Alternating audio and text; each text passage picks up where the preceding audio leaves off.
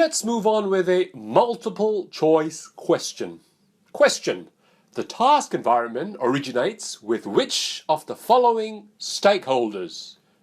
Is it A, suppliers, distributors, customers, competitors, strategic partners, and regulators? B, suppliers, buyers, employees, and non-employees? C, suppliers, distributors, customers, non-customers, and potential customers? Or D, suppliers, distributors, competitors, and potential competitors, but not customers? I'll give you a second to think about it. The correct answer is A, suppliers, distributors, customers, competitors, strategic partners, and regulators. Organizations and individuals that provide an organization with input resources that are required to produce goods and services are called, is it A, buyers, B, suppliers, C, competitors, D, distributors? Correct answer to the question is B. Another multiple choice question. An organization that helps another organization to sell their goods or services to customers is called a distributor, B, redistributor, C, the contributor, D, recontributor. Correct answer to this question is A. Now, the potential for new competitors to enter a task environment is a function of barriers to entry. Barriers to entry are factors that make it difficult and costly for an organization to enter a particular task environment or industry. In other words, the more difficult and costly it is to enter the task environment, the higher the barriers to entry. And the higher the barriers to entry, the fewer competitors there are in an organization's task environment, and therefore this leads to a lower threat of competition. Let's move on to the general environment. If you recall from the earlier slide, the general environment is the outer layer that surrounds the organization. Although it does not directly change daily operations, the general environment will eventually influence all organizations.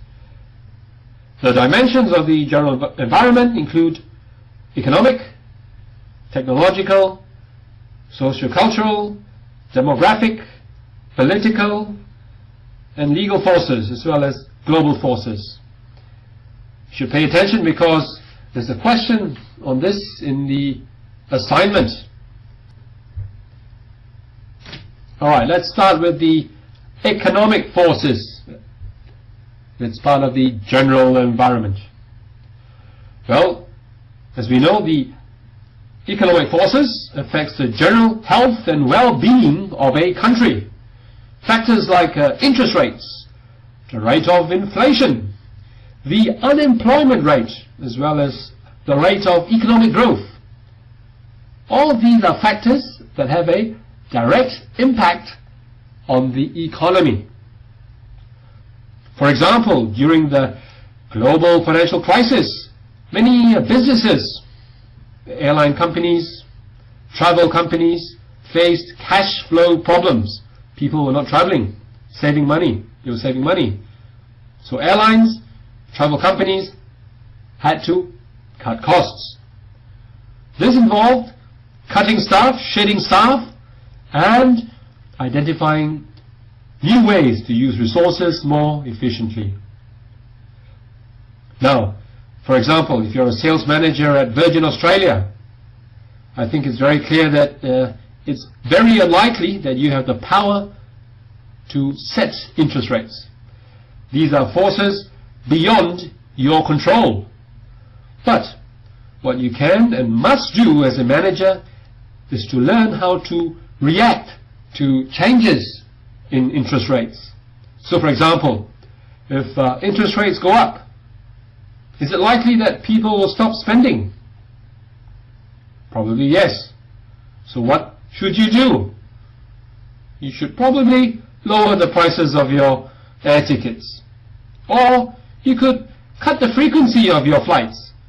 For example, there's no point flying 4 times a day from Perth to Sydney on a plane that's half full. So you may decide to put on only 2 flights a day, so that this will be more efficient. These are decisions that a manager at Virgin Australia would have to make. At the end of the day, managers need to constantly monitor the health of the economy so as to come up with correct decisions. Moving on to technological forces.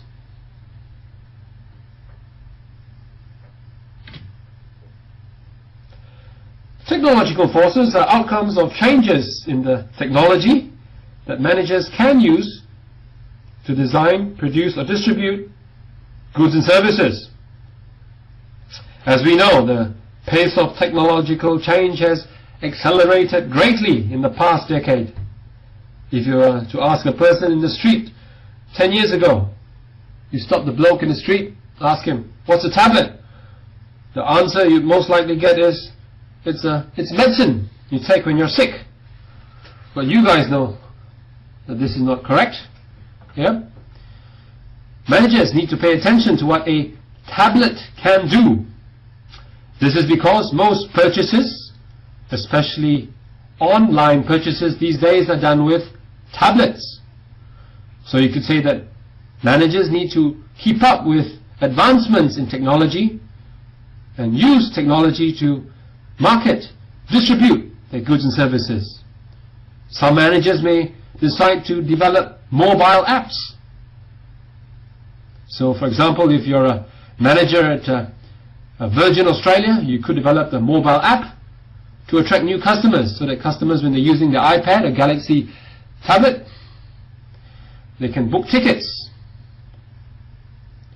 Managers who don't act quickly to technological changes risk losing business, risk losing market share, risk losing cash flow.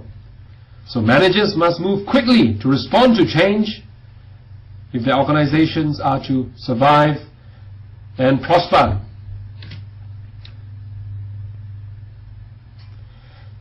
Let's move on to socio-cultural forces. Socio-cultural forces are pressures emanating from a social structure of a country or society. There are 2 dimensions to socio-cultural forces. The first is social structure. This is the arrangement of relationships between an individual and groups in society. You could say that the social structure in China, for example, is very different from the social structure in Australia. What's the difference, you may wonder? Well, in China is known as a collectivist society. So, management decisions are usually made with group consensus. Australia, meanwhile, is known as an individualistic society. So, management decisions would generally be made by one manager after hearing the views of others. Let's talk about national culture. National culture is a set of values that a society considers important, and the norms of behavior that are approved or sanctioned in that society. For example, China has a Confucian culture, and this Confucian culture permeates all levels of society.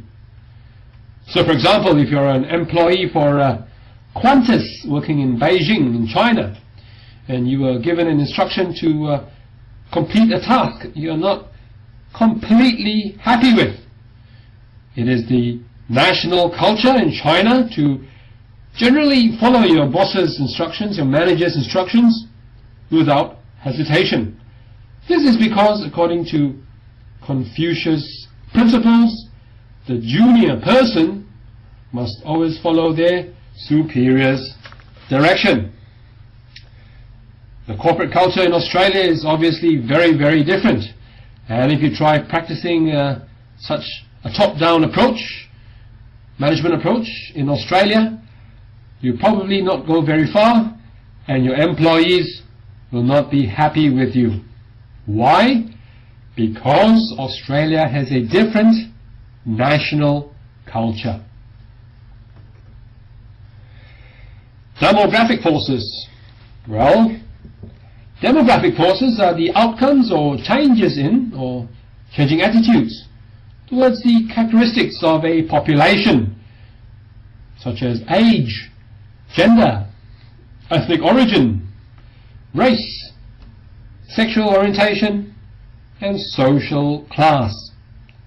For example, over the past 2 decades, women in Australia have entered the workforce in increasing numbers.